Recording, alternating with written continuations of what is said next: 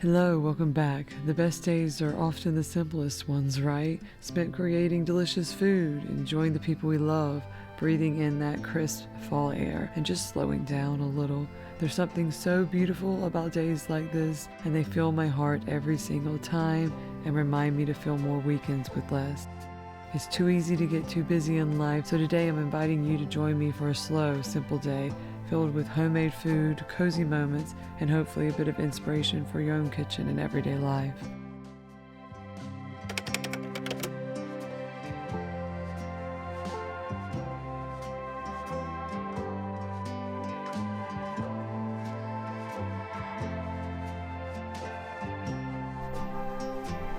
I feel really good.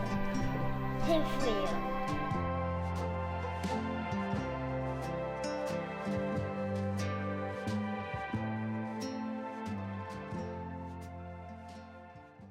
I always make a point to get dressed and put on a little makeup each morning, even on quiet days at home like today. It instantly makes me feel more awake and ready to take on whatever the day is going to bring.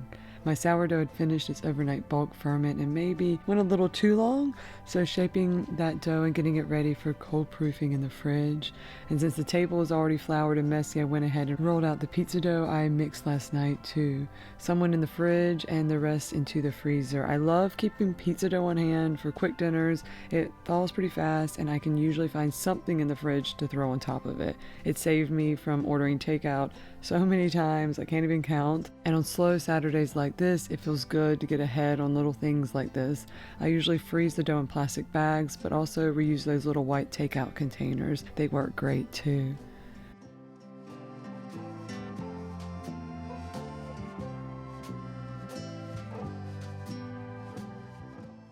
With breakfast and the morning bread task all done, we headed out for a fresh morning walk. Even on weekdays, we try to get outside early. It makes the morning go so much better and even the rest of the day. That sunshine sets our internal clocks right, which usually improves sleep and also helps to lower cortisol, like reduce stress, and really boost alertness. I can tell when I skip it and the whole day just seems a little off and I'm more irritable.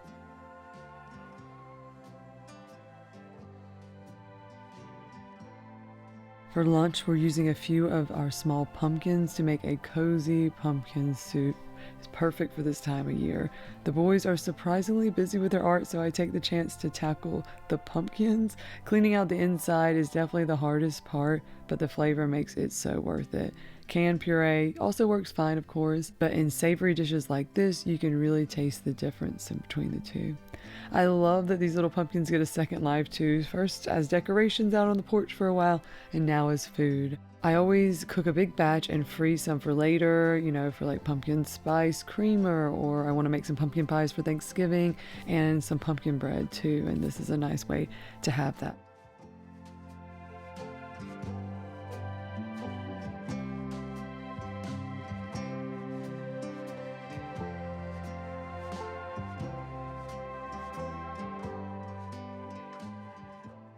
After what feels like a lot but still rewarding work for a Saturday, I sit down for a while with the boys. I always try to find pockets of time where my attention is solely on them. But overall, simple living isn't about just doing less and just focusing on kids. It's about focusing on things that truly matter and feel rewarding. It's simple skills that don't overstimulate, that we usually do with our hands and can see progress with. Cooking, art, gardening, there really are so many. It's about slowing down enough to truly enjoy and find peace in meaningful hands-on tasks and not lose connection with the Lord. Resisting the pull of constant busyness our world so easily promotes. Neither my kids nor I thrive in that mode, and it's a slippery slope.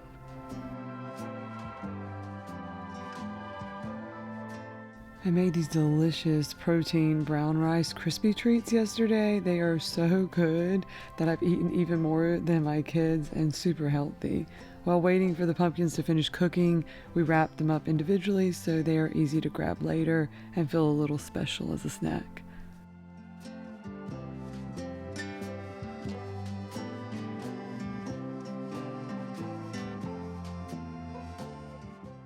You know your pumpkins are ready when you can easily pierce them with a fork. The larger one needed about 20 minutes more than the smaller one, but just about a half of a smaller pumpkin is plenty for this batch of soup.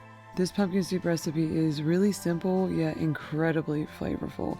I started by cooking some onions until soft, add some garlic and thyme, fresh is even better. Next comes in either a can of pumpkin puree or about 2 cups of this cooked pumpkin, along with salt, pepper, cumin, ginger, and a touch of cayenne. These spices really elevate this flavor and make it a good one for just puree if that's what you got. After letting everything cook together for about 5 minutes, the vegetable or chicken broth is poured in to simmer for a few more minutes before adding the maple syrup and a splash of cream. It's super easy and quick, especially if you already have cooked pumpkin or canned puree on hand. The immersion blender isn't ideal for smaller batches like this. There's just too much splatter, and since my kids prefer like a more silky texture, I blended it again after adding the maple syrup and cream. The result is the creamiest soup, and it only has a touch of dairy. It's so cozy for a crisp fall day and full of flavor. You've got to try it. It's after nap time and the weather is just too beautiful to stay inside, so I decided to make something really easy. A meal that can cook while we spend time outdoors. This roasted chicken is one of my go-tos on a day like this. It comes together quickly during snack time. I fill a big cast iron pan with potatoes and carrots. Fill about halfway up to the vegetables with water and put the whole chicken on top. I do like to take the extra minute to wrap the chicken up. If you don't do this, the meat on the drumsticks will really fall apart easily, and my oldest son really loves to take the whole chicken bone and eat it, so this means he can do that. A quick rub of coconut oil and a generous sprinkle of whatever Italian seasoning is on hand, and it's ready for the oven. About an hour and a half later, it's perfectly roasted and incredibly juicy. If I have the extra time and can remember, I'll brine the chicken in some salt and sugar for about an hour beforehand. It makes the chicken even better, but today I was busy, so I just skipped that step.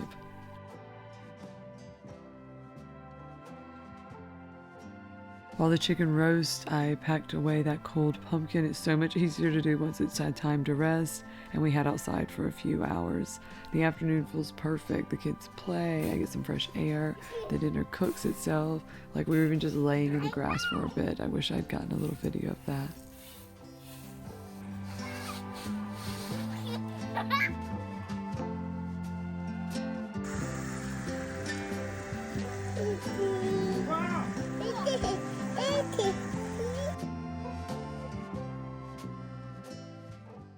The roast turned out just right. Practically no meat was left, but I threw all the bones and drippings into the Instapot and make a rich stock that finishes before bedtime.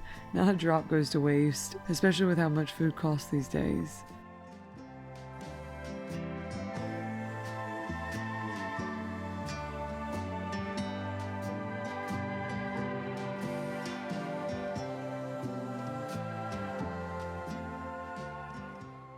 And gotta get back to that bread, of course.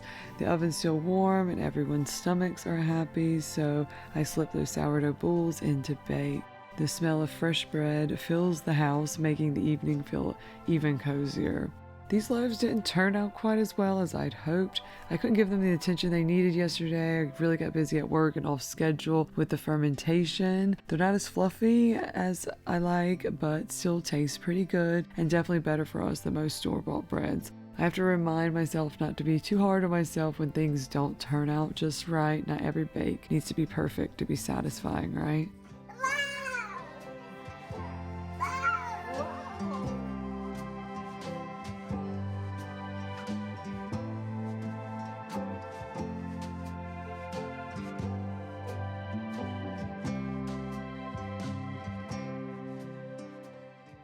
And just like that, another simple, peaceful Saturday comes to a close. Be sure to follow along for more little glimpses of slow living and many delicious recipes. Take care.